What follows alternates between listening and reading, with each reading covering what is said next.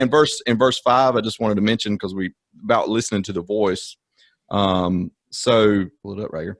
And so we read, we as we stated, they heard the voice 3 times. The first 2 times they didn't understand it. However, in verse 5, I've noticed the great eternal truth and lesson of doing something, right? Of doing something. There was 3 things they did in verse 5.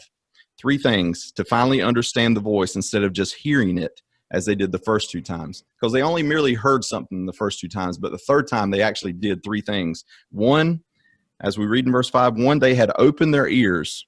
2, they turned their eyes toward the sound thereof. 3, they did look steadfastly towards heaven from whence the sound came. So it wasn't until they had focused their efforts and attention that they finally understood the voice of God. To hear and to listen are 2 totally different things. Yes.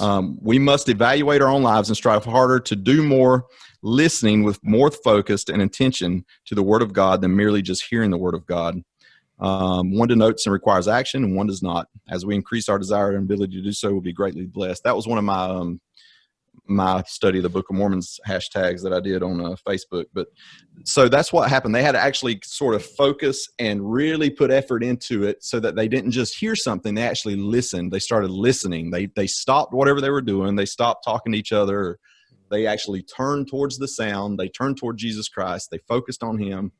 And they could hear then. They could hear the voice at that point. But I just thought that was pretty interesting.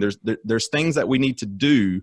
We can't just merely be listening to lessons. I mean, hearing lessons and hearing somebody talk or hearing, we've got to actually listen and apply those things, focus on those things. Yeah, there's a lot of significance here. We could talk for hours about there's a lot of psychological and philosophical significance in paying attention. It is a lot. Yeah, there's so much there.